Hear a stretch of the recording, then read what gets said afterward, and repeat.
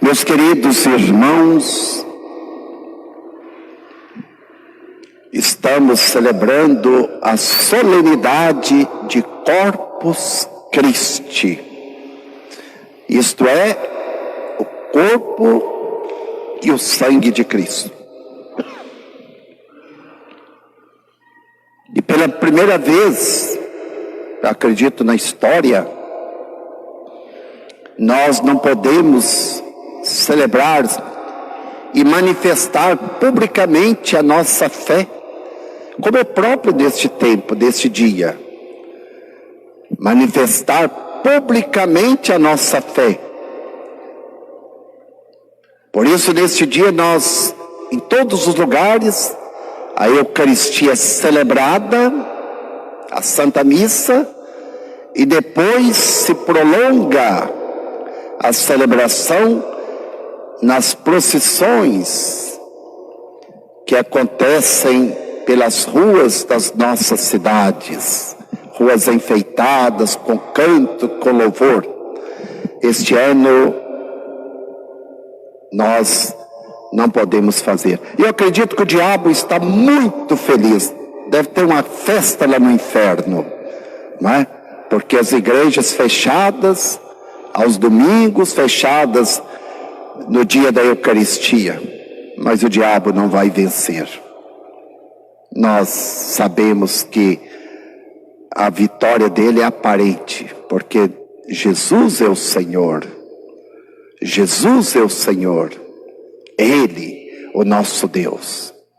E logo, logo, tudo isto passa e nós vamos poder, com muito mais fé, com muito amor, mais amor, participar da Eucaristia e manifestar publicamente a nossa fé. Este vírus que veio lá da China comunista não vai sufocar a nossa fé e o nosso amor a Nosso Senhor. Não vai. Meus irmãos, por que nós celebramos hoje, numa quinta-feira depois da Santíssima Trindade, esta solenidade de Corpus Christi? Por que foi escolhida uma quinta-feira? Porque foi exatamente numa quinta-feira, naquela quinta-feira santa, antes de Jesus se entregar por nós na cruz, no seu sacrifício redentor, ele reuniu seus discípulos, celebrou com eles a última ceia e instituiu a Eucaristia. Foi numa quinta-feira. Por isso que nós celebramos Corpus Christi numa quinta-feira, para recordar a quinta-feira santa. Lá nós não podemos celebrar de uma maneira solene, com a manifestação pública, a nossa fé, porque já estamos entrando na paixão de Jesus. Então celebramos a Eucaristia solenemente lá, mas terminamos ali. Mas hoje é como que aquele prolongamento da quinta-feira santa. Por isso nós manifestamos de uma maneira solene o nosso amor, a nossa adoração a Jesus Eucarístico. Meus irmãos, mas será que a Eucaristia foi algo que Jesus, de um momento para outro, pensou ali e fez? Não, eu vou morrer, eu vou arrumar um jeito de ficar com o povo, pegou o pão e o vinho, consagrou e pronto. Não foi assim. A Eucaristia está presente desde as primeiras páginas da Bíblia. Deus foi preparando o povo ao longo da história, durante ali 1000 e tantos anos. Deus foi preparando este povo para este grande momento que é a instituição da Eucaristia realizada por Jesus no cenáculo de Jerusalém? Veja bem, se nós pegarmos as primeiras páginas da Bíblia, lá no livro do Gênesis, nós vamos encontrar lá, por exemplo, o sacrifício de Abel e de Caim. Abel oferece a Deus as primícias em sacrifício lá no templo, lá na sua roça. E aquele sacrifício, aquela fumaça subiu ao céu e agradou a Deus. Caim, por sua vez, ele pega o resto, e vai oferecer a Deus, e a fumaça não sobe ao céu. Deus não aceita o sacrifício do resto. Por isso Caim mata Abel. Abel já é uma imagem da Eucaristia, porque a Eucaristia é o sacrifício de Cristo. E na Eucaristia, lá, Abel morre por oferecer a Deus um sacrifício agradável. E Cristo morre na cruz, oferecendo a Deus o único e perfeito sacrifício agradável, o sacrifício da nossa redenção. Mas nós vemos ainda lá no Gênesis, Abraão, que leva seu filho para ser sacrificado lá no Monte Moriá. Isaque leva nos ombros o feixe de lenha. Ele vai ser sacrificado a Deus. Abraão, a tocha da fé. E vai até o monte lá. Deus não permite o sacrifício de Isaque. Mas Isaque é a imagem da Eucaristia de Cristo. Cristo também se ofereceu a nós, levando nos ombros para o Calvário, não para o Monte Moriá, mas para o Calvário, não feixe de lenha, mas o lenho da cruz. Lá, Deus poupou Isaque, mas no Calvário, no Monte do Calvário, Deus não poupou nem seu filho, por amor a cada um de nós. Então Cristo é o novo Isaque, que é oferecido no leito da cruz por nós. Mas ainda no livro do Gênesis, nós encontramos um sacerdote chamado Melquisedeque, que oferece a Deus as oferendas de pão e vinho. Uma coisa inédita. Naquele tempo se ofereciam sacrifícios de ovelhas, de bois, de animais. De repente aparece este sacerdote, que ninguém sabe de onde veio, nem para onde ia, e ofereceu pão e vinho. Já antecipando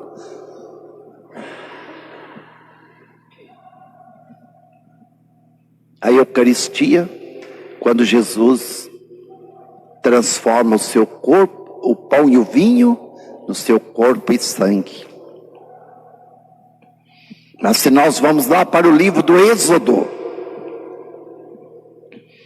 nós encontramos naquele momento da libertação, quando Deus envia pragas sobre o Egito, um cordeiro é imolado, e o sangue do cordeiro, com o sangue do cordeiro é marcada as portas, para que as pragas não atinjam os filhos do povo de Deus, não atinjam a casa dos filhos de Deus. Também Cristo, na cruz, é o cordeiro imolado, cujo sangue derramado nos livra de todas as pragas. sobretudo a praga da condenação eterna, do pecado. Mas quando o povo de Deus caminha pelo deserto, eles comem lá na saída para o Egito, assa o pão ázimo. E eles comem às pressas porque tem que sair do Egito. O pão ázimo, por que ázimo? Sem fermento. Porque ele assa rápido e ele não se estraga. Eles podiam comer, guardar e caminhar com aquele pão. Aquele pão simboliza Cristo, que é o pão vivo descido do céu, que nos alimenta na nossa caminhada. Mas lá no deserto, quando o povo de Deus sente fome, o que Deus manda para eles? O maná. O maná, que é uma resina que eles encontravam ali e faziam broas para comer e não morrer de fome. Cristo é o novo maná, é o pão vivo descido do céu. Ele disse, lá no deserto eles comeram maná, mas morreram. Mas quem come agora o pão vivo, não morrerá eternamente.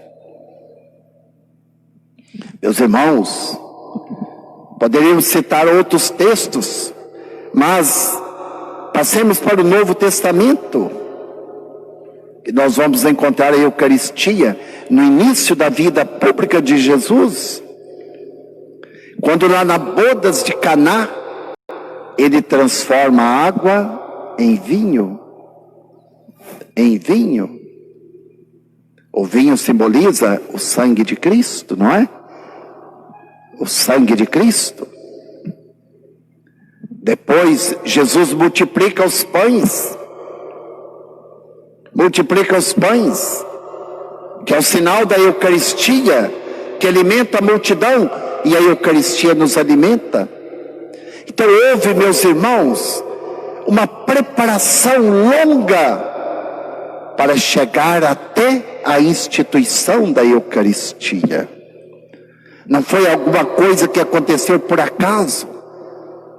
Já estava prevista desde o início da história de Deus com o seu povo. Por isso, quando chega aquele momento da instituição da Eucaristia, Jesus disse: eu desejei ardentemente comer esta Páscoa, esta ceia convosco. Jesus desejou ardentemente instituir para nós a Eucaristia. Tomou o pão, deu graças, partiu e deu a seus discípulos, dizendo: tomai todos e comei, isto é meu corpo. Tomai todos e bebei, este é o meu sangue, o sangue da nova e eterna aliança. Fazei isto em memória de mim. Meus irmãos, a Eucaristia é a maneira que Jesus encontrou para permanecer conosco. Através de um pão que pode ser triturado em nossas mãos, de um vinho que pode ser derramado em qualquer lugar, mas através dessas duas espécies, do pão e do vinho, que Jesus encontrou para permanecer conosco até o final dos tempos. Jesus não quis permanecer apenas nas páginas da Bíblia, mas ele quis permanecer de uma maneira extraordinária. Porque na Eucaristia nós encontramos o corpo, sangue, alma e divindade de nosso Senhor Jesus Cristo. Por isso que nós dizemos que a Eucaristia é o Santíssimo Sacramento. Santíssimo, o mais santo dos sacramentos. Porque nos outros sacramentos estão a graça de Deus. No batismo nós encontramos a graça de Deus. Na confissão nós recebemos a graça de Deus no perdão. E assim todos os outros sacramentos. Mas na Eucaristia nós encontramos a graça e o autor da graça, que é Jesus. Por isso, meus irmãos, nós não podemos viver sem Eucaristia.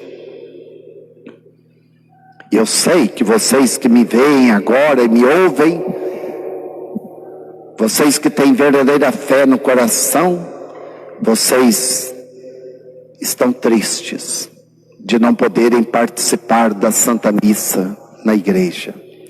Mas nós estamos tristes, porque para nós padres não existe maior tristeza do que celebrar a Eucaristia com os bancos vazios. Com os bancos vazios.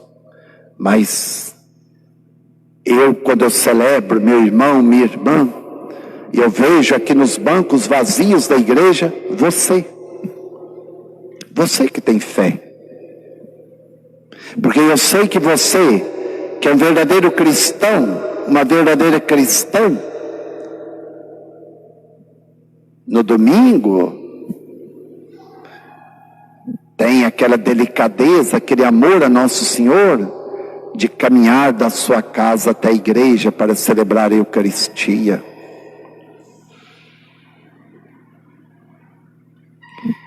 Eu sei que você ama Jesus Eucarístico. Por isso vocês estão aqui também neste momento, celebrando comigo esta Eucaristia. E vocês que estão aí em casa, pense naquelas palavras de Jesus, que estava falando exatamente para nós hoje. Onde 2 ou 3 estiver reunido em meu nome, eu estou no meio deles. E hoje, através dos meios de comunicação, vocês estão unidos ao celebrante da Eucaristia, ao presidente da Eucaristia, o Padre. Vocês estão unidos. O que era impossível pensar algumas décadas atrás, agora é possível. Muitos de vocês estão agora me ouvindo pelo rádio e muitos estão me vendo. Então, o altar da nossa igreja matriz de São João Batista é a extensão agora, ou melhor, a sua casa está aqui no altar e o altar está aí na sua casa. Porque Jesus que está aqui, Jesus está aí. Então celebremos com muito amor a Eucaristia. Porque Jesus disse, neste evangelho que nós acabamos de ouvir, ele disse, eu sou o pão vivo descido do céu. A minha carne é verdadeira comida e o meu sangue é verdadeira bebida. Quem come a minha carne e bebe meu sangue, permanece em mim e eu ressuscitarei no último dia. E o pão que eu darei é a minha carne dada para a vida do mundo. Jesus está falando da cruz. Da cruz. E o que é a Eucaristia? É a extensão da cruz de Cristo. Na Eucaristia, nós atualizamos o sacrifício redentor de Cristo. Por isso nós dizemos que cada missa que nós celebramos, nós atualizamos o mistério pascal de Cristo. A sua paixão, a sua morte e a sua ressurreição. Que é o mistério da nossa redenção. E cada vez que nós celebramos a Eucaristia, acontece de uma maneira mística este sacrifício redentor de Cristo. Claro que lá na cruz houve sangue, derramamento de sangue, houve sofrimento, houve dor. Aqui no altar é o mesmo sacrifício, porém incruento, não cruel, não cruento, como na cruz. Aqui no novo Calvário, que é o altar, é o mesmo sacrifício incruento, sem dor, porque Cristo não pode sofrer mais. Ele é vivo, ressuscitado.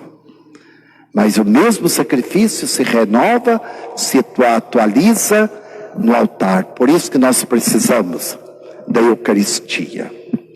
Por isso que nós sabemos do valor da Eucaristia na nossa vida.